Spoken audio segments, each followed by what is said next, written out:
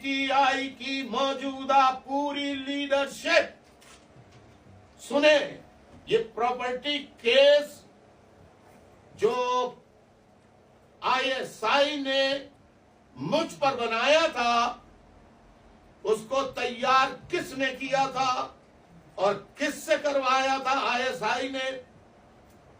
वो इमरान खान साहब के लॉ मिनिस्टर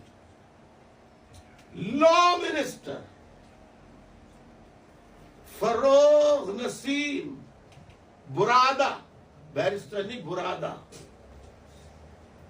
इससे ज्यादा बैरिस्टर से ज्यादा भी एक लफ्ज है, मैं नहीं कह सकता। दे से शुरू होता है वो अभी।